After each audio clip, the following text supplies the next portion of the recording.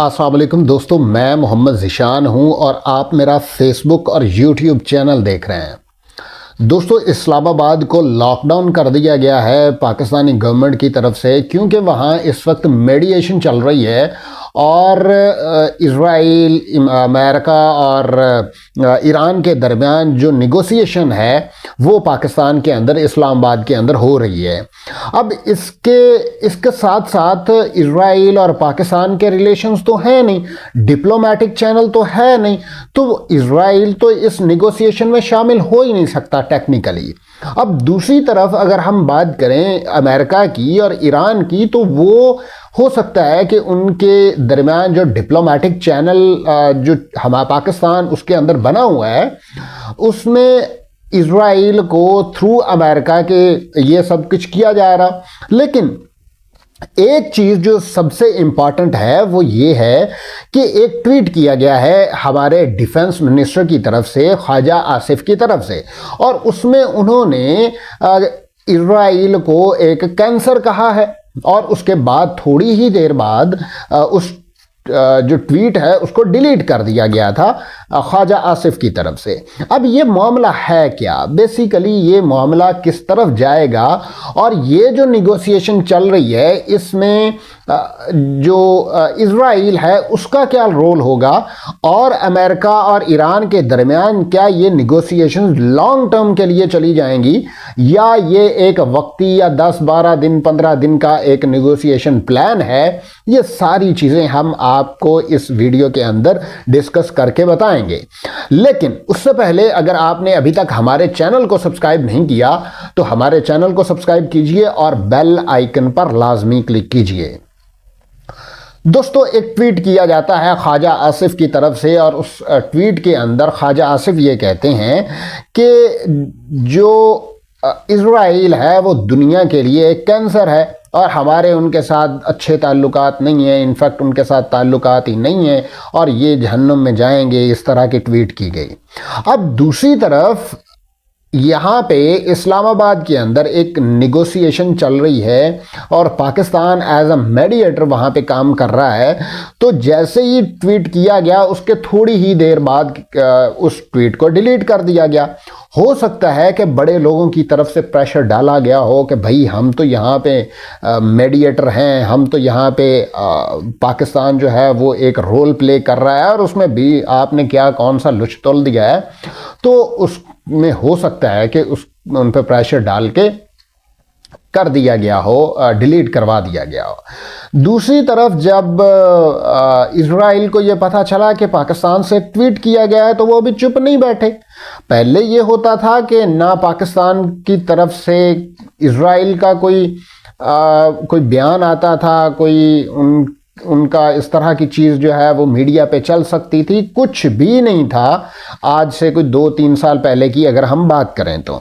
लेकिन अब क्या होता है, अब बाकायदा तौर पे नेतन्याहू की तस्वीर चलती है, बाकायदा तौर पे नेतन्याहू की तकरीर चलती है और इसके साथ साथ नेतन्याहू को एक उसका नाम लेकर ये सारा कुछ किया जाता है। अब इस तरह की चीज़ें पहले कभी नहीं हमने देखी और अब तो यहाँ तक बात आ गई है कि एक ट्वीट के बदले में दूसरा ट्वीट इज़राइल की तरफ से आता है और फिर वहाँ पे सूरत हाल जिस तरह की आपको पता है कि बन रही है वो leads to the acceptance of the Israel as a state. तो पाकिस्तान का मौक़िफ़ तो हमेशा से यही रहा है कि हम इज़राइल को एज अ टेरर स्टेट जो है वो मानते हैं। हम वैसे तो उसको स्टेट ही नहीं मानते, लेकिन अगर मानते हैं तो हम उसको एज अ टेररिस्ट स्टेट मानते हैं और नेतन्याहू को हम एज अ टेररिस्ट मानते हैं। वो दुनिया का सबसे बड़ा दहशतगर्द है। अब यहाँ पे एक फड्डा पड़ गया, पाकिस्तान के अंदर एक फड्डा पड़ गया और इसके साथ साथ पूरी दुनिया के अंदर जो सूरत हाल बनी हुई है, अमेरिका किसी सूरत भी इस जंग को लूज़ नहीं करना चाहता। अमेरिका ये चाहता है कि जो वॉर विनर का टैग है ना वो अमेरिका पे लग जाए। वो चाहता है डोनाल्ड ट्रंप, अब जेडी वेंस जो हैं वो यहाँ पे आएंगे और यहाँ पे आके अमेरिका जो ईरान के डिप्लोमेट्स हैं उनके साथ मुलाकात करेंगे, एक प्लान तरतीब दिया जाएगा, एक निगोशिएशन प्लान होगा और उसके ज़रिए से ये सब कुछ किया जाएगा। अब इसके अंदर बेसिकली हुआ क्या था, हुआ ये था कि डोनाल्ड ट्रंप का प्लान ये था कि जैसे ही हम ईरान पे हमला करेंगे तो ईरान की आवाम बहुत खुश होगी। अब वो प्लान तो डोनाल्ड ट्रंप का कामयाब नहीं हो पाया। डोनाल्ड ट्रंप को मिसगाइड किया गया उनके जो ऑफिशियल्स हैं उनकी तरफ से कि भाई ये वाला काम कर दें तो अवाम जो है वो सड़कों पर आएगी, खामनेई के ख़िलाफ़ हो जाएगी या उस हुकूमत के ख़िलाफ़ हो जाएगी और मौजूदा जो रिजीम है वो चेंज हो जाएगा और उसके बाद फिर वारे न्यारे हम होंगे और हम अपने पपेट्स ला के वहाँ पे बैठा देंगे, जिस तरह से वो रज़ा पहलवी और ये सारे चीज़ें जो हैं वो हो रही थी। अब वो प्लान तो कामयाब नहीं हो पाया। अब उस प्लान को कंटिन्यू करने के लिए एक हमला, फिर दूसरा हमला, फिर तीसरा हमला और इतने हमले दागे गए इजराइल की तरफ से भी और अमेरिका की तरफ से भी, और ईरान डट गया। ईरान ने कहा कि भाई आप जो मर्जी कर लें, हम किसी सूरत भी पीछे नहीं हटेंगे और हमारे ये कुछ पॉइंट्स हैं, हमारे के कुछ एजेंडाज हैं, हमारी ये मुतालबात हैं, अगर आप इनको मानते हैं तो हम जंग बंदी कर सकते हैं, अदरवाइज आप जो करना चाहते हैं वो कर लें। और उसके बाद क्या हुआ, हमने देखा एक धमकी, फिर दूसरी धमकी, फिर तीसरी धमकी, फिर चौथी धमकी और एक तवातुर के साथ, और फिर ये भी हमने देखा कि एक दिन में 3-3, 4-4, 5-5 धमकियां जो हैं वो डोनाल्ड ट्रंप की तरफ से दी जाती रहीं। कभी कहा गया भाई 2 घंटे हैं, कभी कहा गया भाई 5 घंटे हैं, कभी कहा गया भाई 4 दिन है आपके पास, 5 दिन है आपके पास, और एट द एंड अच्छा जी हम तो 5 दिन के लिए या 10 दिन के लिए जो है ये हमला मौखर कर रहे हैं, हम एक वे देना चाहते हैं, एक पैसेज देना चाहते हैं ईरान को कि आप अपने जो मुतालबात हैं उन पे गौर व खौज करें। अब ये तो एक प्लान था, डोनाल्ड ट्रंप का एक प्रेशर बिल्ड करने के टैक्टिक्स थे और वो प्रेशर ईरान सस्टेन कर पाया। और उसके बाद क्या हुआ, उसके बाद हमने देखा कि सारी सूरत हाल जो है वो ईरान के हक में चली गई।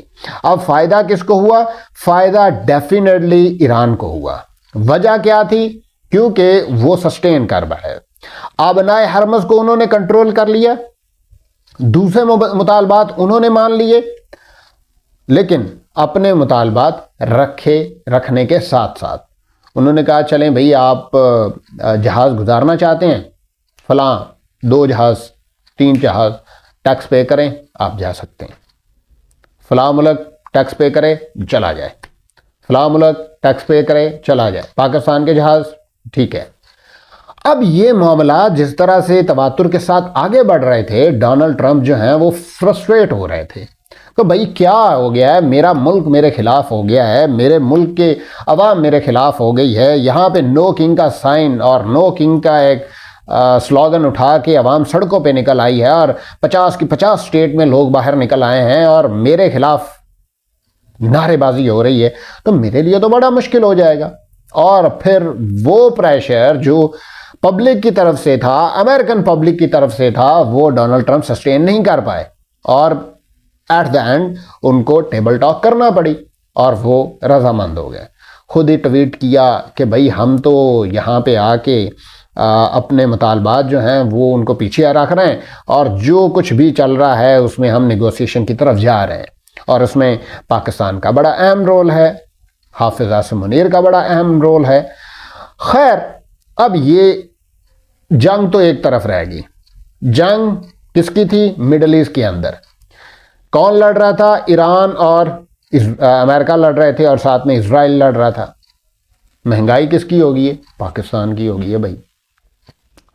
नुकसान किसका हुआ है? पाकिस्तान का हुआ है। यार इनको तो मौका चाहिए। चलें वो बात हम बाद में करेंगे। अब हम बात करते हैं ये मेडिएशन की। जो मेडिएटर रोल प्ले कर रहा है पाकिस्तान, वो किस तरह से है और कौन कौन उसमें शामिल है। कहा यह जा रहा है कि उसमें तुर्की है, उसमें मिस्र है, उसमें पाकिस्तान है, उसमें इजराइल अमेरिका है, उसमें ईरान है। अब ये सारे मिलकर एक प्लान बनाएंगे और एक प्लान पे साइन करेंगे और ईरान के जो मुतालबात हैं कि उन पे कभी भी अटैक नहीं किया जाएगा, उनके जो जौहरी प्रोग्राम है उसको नुकसान नहीं पहुंचाया जाएगा, उनके जो इस जंग के अंदर आबनाए हरमज़ का इस जंग के अंदर जो नुकसान हुआ है उसका अजाला किया जाएगा, आबनाए हरमज़ का कंट्रोल ईरान के पास होगा और उसको तस्लीम किया जाएगा। इस तरह के मुतालबात, और ये वैलिड पॉइंट है, सॉरी ये बहुत वैलिड पॉइंट है, मेरा नहीं ख्याल कि ये कोई अनवैलिड पॉइंट है। इनको ये ईरान का हक बनता था और ये ईरान अपने आप को सेव करने के लिए ये सब कुछ कर रहा है। पाकिस्तान के अंदर रोल क्या था? फ़ोन घुमाया, उसको किया, लाओ भाई। शहबाज शरीफ ने फ़ोन घुमाया, उसको चलें भाई, बात हो गई। नायब वज़ीर आज़म इसहाक डार ने फ़ोन घुमाया, बात हो गई, ठीक है जी।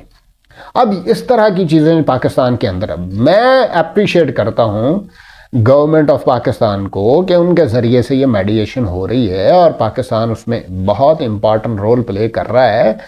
लेकिन क्या पाकिस्तान की क्रेडिबिलिटी इतनी ज़्यादा है कि दुनिया हमें मान रही है? या इज़राइल, चलें इज़राइल की तो हम खैर उनको तो मानते ही नहीं है, वो तो हमारे लिए माइंड ओवर मैटर है।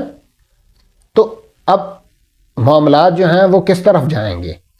यहाँ पे जो ट्वीट किया गया है ख्वाजा आसिफ की तरफ से, उसका भी जवाब जो है इज़राइल ने दिया है और इज़राइल बार बार पाकिस्तान को भी कुछ ना कुछ अब धमकियाँ और इस तरह की ट्वीट्स और बयानात जो है वो पाकिस्तान के ख़िलाफ़ भी देना शुरू हो गया है। अब इसका पाकिस्तान को कितना नुकसान होगा आने वाला वक्त बताएगा। मेरी प्रेडिक्शंस जो हैं वो मैं अगली वीडियो के अंदर आपको बताऊंगा कि मैं क्या सोच रहा हूं और मुझे क्या लग रहा है कि आने वाला वक्त पाकिस्तान के लिए किस तरह से होगा। अब तक के लिए इतना ही। हमारे चैनल को सब्सक्राइब कीजिए और बेल आइकन पर लाजमी क्लिक कीजिए।